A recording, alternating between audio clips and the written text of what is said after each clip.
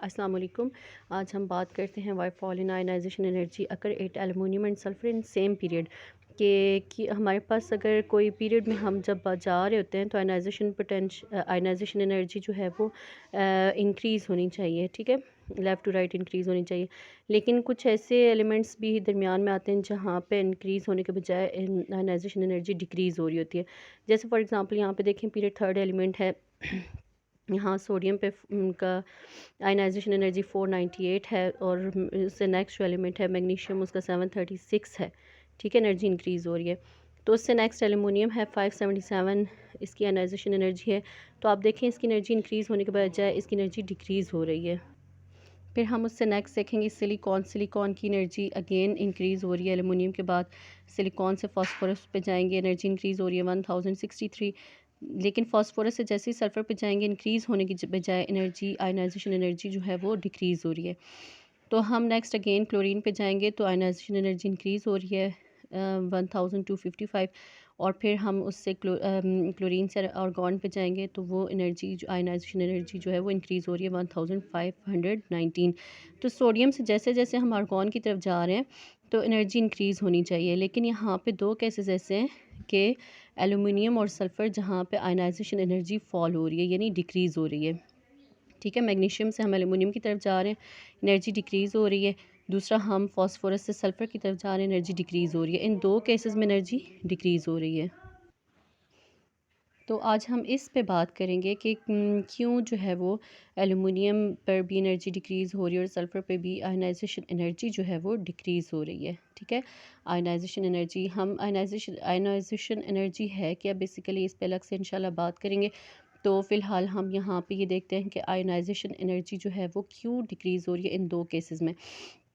यहाँ पे मैं आपको खोल के ये इनकी इलेक्ट्रॉनिक स्ट्रक्चर बता देती हूँ, एल्युमिनियम की भी और सल्फ़र की भी, जिसको समझना बहुत आसान हो जाएगा, ठीक है। तो जैसे इलेक्ट्रॉनिक कन्फिग्रेशन हम देखते हैं मैग्नीशियम की, एल्युमिनियम की एनर्जी डिक्रीज़ हो रही है ना, सोडियम से मैग्नीशियम इंक्रीज़ हो रही है, मैग्नीशियम से एल्युमिनियम डिक्रीज़ हो रही है।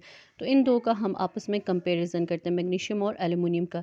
तो मैग्नीशियम, अब देखें सेम पीरियड है, सेम पीरियड होने की वजह से इनके जो नंबर ऑफ़ शेल हैं वो सेम होंगे, ठीक है। जैसे फॉर एग्जांपल यहाँ पे हम देखते हैं मैग्नीशियम का इलेक्ट्रॉनिक कन्फिग्रेशन देखते हैं, 1s2 2s2 2p6 3s2 2 and 2 4 4 + 6 10 10 + 2 12। इसका मतलब है मैग्नीशियम का जो एटॉमिक नंबर है वो 12 है, ठीक है। तो यहाँ पे हम बात करें शेल की तो 1s है, तो 1s जो है इसमें कौन सा शेल आ जाता है, के शेल आ जाता है। फर्स्ट शेल जो है वो के आ जाता है न्यूक्लियस के करीब। तो 2 जो है, जहाँ पे 2s और 2p है, ये एल शेल आ जाता है। और जो 3 है, 3 में ये एम शेल आ जाता है, ठीक है, एनर्जी लेवल। अब 3m में हमारे पास s भी आ जाता है, 3p भी आ जाता है और 3d भी आ जाता है। यहाँ पे 3s2 यानी s में 2 इलेक्ट्रॉन फिल्ड हैं, तो p जो है वो उसमें 0 और d में 0 इलेक्ट्रॉन, यानी इनमें कोई इलेक्ट्रॉन नहीं है। तो इसी तरह से एल्युमिनियम को देखें, एल्युमिनियम में 1s है, यानी इसका भी के शेल है। 2 जो है ये इसका एल शेल आ गया, 2s2 और 2p6 ये इसका एल शेल है। और जो 3s और 3p है ये इसका एम शेल है। इस पे देखें एस में 2 इलेक्ट्रॉन फुली फिल्ड है एस, ठीक है। और इसके जो 3p है यहाँ 0 था, यहाँ पे 3p 1 है, यानी कि हमारे पास जो एस पे 2 इलेक्ट्रॉन, 2 और 2 4, 4 और 6 10 और 2 12 और 1 13, 2 2 4 4 + 6 10 10 + 2 12 और 1 13, यानी मैग्नीशियम का एटॉमिक नंबर 12 था तो एल्युमिनियम का एटॉमिक नंबर 13 है, ठीक है। यानी एक इलेक्ट्रॉन ज़्यादा हो गया है। तो 3s तक ये इनकी इलेक्ट्रॉनिक कन्फिग्रेशन सेम है, लेकिन मैग्नीशियम का 3p 0 है और इसका 3p 1 है। तो ये एल्युमिनियम का 3p जो है उसमें एक इलेक्ट्रॉन है। तो इस एक इलेक्ट्रॉन को निकालने के लिए जो एनर्जी रिक्वायर्ड उसकी होगी उसको हम आयनाइजेशन एनर्जी कहते हैं। और इस इलेक्ट्रॉन को, एक इलेक्ट्रॉन को निकालना आसान है बानिस्बत यहाँ पे एस में से 2 इलेक्ट्रॉन जो पेयर्ड अप हुए हुए हैं और एस फुली फिल्ड भी है, ठीक है, एस के 2 इलेक्ट्रॉन पूरे भी हैं। तो ऐसे में इन 2 इलेक्ट्रॉन को अलग करना मुश्किल है, पेयर्ड अप है एस, ठीक है, फुली फिल्ड भी है। देखिए हम बात, ये हमने काफ़ी दफ़ा ये पढ़ा है कि जो fully filled shell, sub shell होता है वो भी स्टेबल होता है। जो हाफ फिल्ड होता है, यानी हाफ फिल्ड क्या, एस में 2 इलेक्ट्रॉन आने चाहिए, एस में 1 हो, पी में 6 इलेक्ट्रॉन आने चाहिए, पी में 3 हो, डी में 10 इलेक्ट्रॉन आने चाहिए, डी में 5 हो, एफ में 14 इलेक्ट्रॉन आने चाहिए, तो अगर 7 हों तो ये भी जो हाफ फिल्ड है ये भी स्टेबल होता है, ठीक है। और एक क्या होता है हमारे पास फुली फिल्ड जो है वो स्टेबल होते हैं, एस में 2 इलेक्ट्रॉन आएंगे तो एस स्टेबल है, पी में 6 इलेक्ट्रॉन आएंगे तो पी स्टेबल है, डी में 10 इलेक्ट्रॉन आएंगे डी स्टेबल है, एफ़ में 14 इलेक्ट्रॉन आएंगे तो एफ़ भी स्टेबल है। या फिर क्या होता है, या फुली फिल्ड स्टेबल होते हैं सब शेल, तो या फिर हाफ फिल्ड, या फिर उनमें कोई भी इलेक्ट्रॉन ना हो, एस ज़ीरो हो, पी ज़ीरो हो, डी ज़ीरो हो, ठीक है, एफ़ ज़ीरो हो, कोई इलेक्ट्रॉन नहीं है तो भी ये स्टेबल हैं। तो हमारे पास स्टेबिलिटी अब इस एस की ज़्यादा है क्योंकि इसमें पूरे इलेक्ट्रॉन है, इसमें एस में 2 इलेक्ट्रॉन आने चाहिए, 2 ही इलेक्ट्रॉन है तो ये पूरे हैं, ठीक है। तो ये 2 इलेक्ट्रॉन पूरे होने की वजह से इसमें से एक इलेक्ट्रॉन निकालना थोड़ा डिफ़िकल्ट होगा, ठीक है। इसलिए इसको एनर्जी ज़्यादा रिक्वायर्ड है, 736 जो है वो रिक्वायर्ड है। जबकि हम एल्युमिनियम की तरफ आएँ तो इसके 3s को तो ज़ाहिर है हम क्या कहते हैं, कौन सा इलेक्ट्रॉन जो है वो इन्वॉल्व होता है केमिस्ट्री में, केमिकल बॉन्डिंग में, लास्ट जो शेल होता है। तो यहाँ पे जो लास्ट शेल है या वैलेंस शेल है वो पी है, एस नहीं है। तो पी में देखें एक इलेक्ट्रॉन है। अब पी में कब स्टेबल होता है, जब उसमें 6 इलेक्ट्रॉन होंगे, या हाफ फिल्ड होगा 3 इलेक्ट्रॉन होंगे, या उसमें कोई ना हो। तो यहाँ पे देखें इसमें ये ना हाफ फिल्ड है, ना ये फुली फिल्ड है, और ना ही ये ज़ीरो है। तो इसमें से एक, इसमें एक इलेक्ट्रॉन है, तो इस एक इलेक्ट्रॉन को निकालना जो है वो आसान है।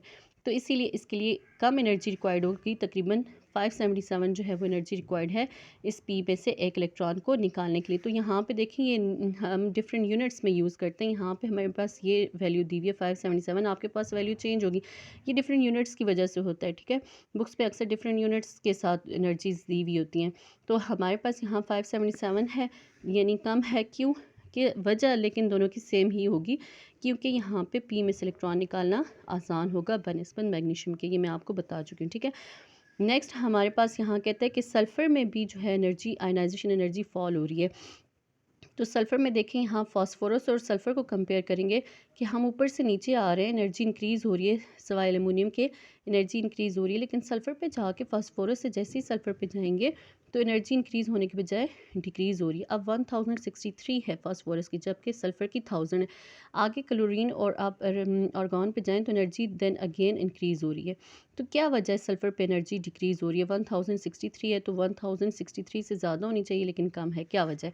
तो अगेन हम इसको समझेंगे इलेक्ट्रॉनिक कन्फिग्रेशन से।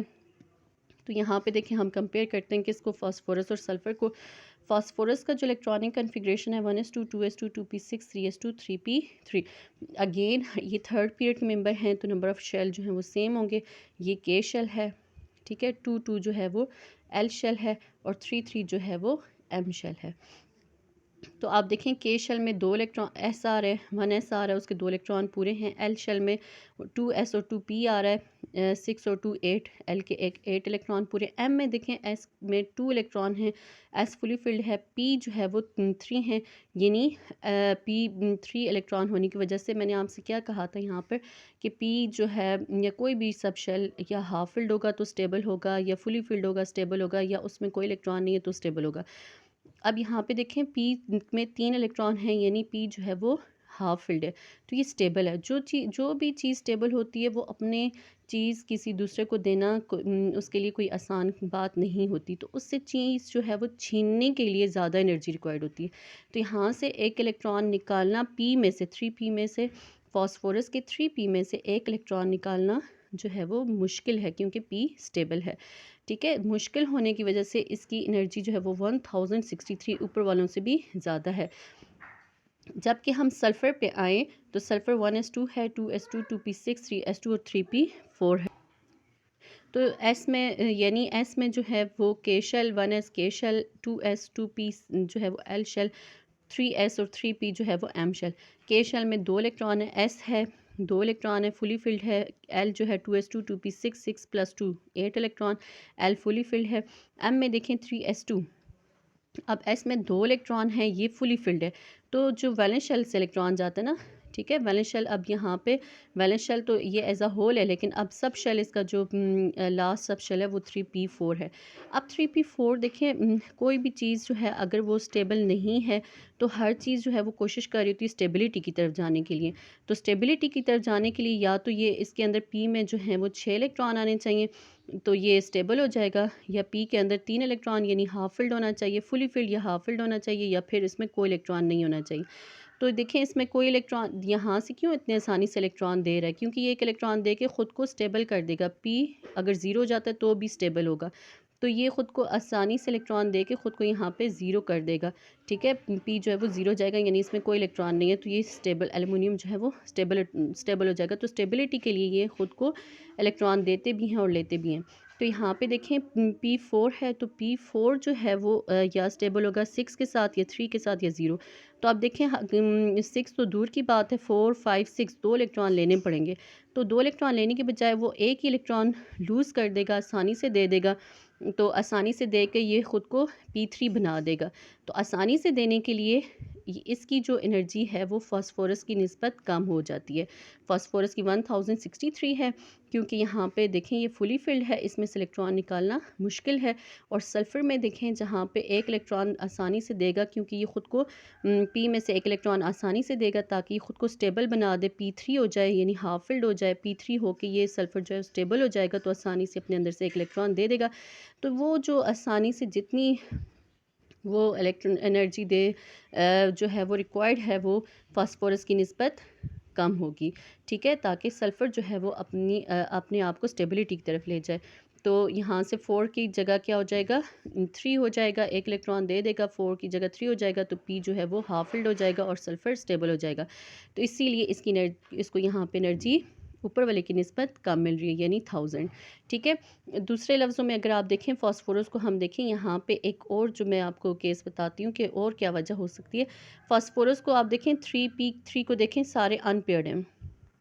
और सल्फ़र का जो पी देखें 3p4 को देखें, उसमें 1 पहले हाफ, ये सारे अनपेयर्ड होंगे, फिर एक रह जाएगा।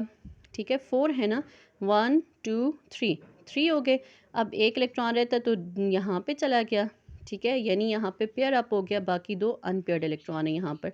तो देखें यहाँ पे सारे अनपेयर्ड हैं, तो इन अनपेयर्ड इलेक्ट्रॉन क्या होते हैं, स्टेबल होते हैं। तो यहाँ पे अनपेयर्ड फास्फोरस के अनपेयर्ड इलेक्ट्रॉन स्टेबल हैं, इनमें से इलेक्ट्रॉन निकालना मुश्किल होगा बानिस्बत इसके, क्योंकि यहाँ पे 2 अनपेयर्ड इलेक्ट्रॉन हैं और एक जो है वो फुल हुआ हुआ है 2 इलेक्ट्रॉन के साथ। तो ये क्या करेगा, अपने इस एक इलेक्ट्रॉन को आसानी से अपने अंदर से लूज़ कर देगा, और जैसे ही लूज़ हो जाएगा तो ये भी अनपेयर्ड हो जाएगा। और जितने ये अनपेयर्ड होते हैं उतने ही स्टेबल होते हैं। या तो ये अनपेयर्ड स्टेबल होंगे, या तो ये सारी फुली फिल्ड जो हैं ये स्टेबल होंगे, या इसमें कोई भी इलेक्ट्रॉन ना हो तब ये स्टेबल होंगे।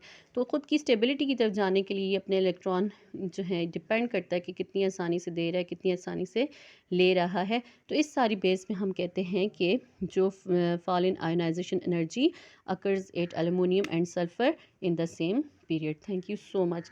काइंडली वीडियो को लाइक भी करिएगा और सब्सक्राइब भी करिएगा। Thank you so much.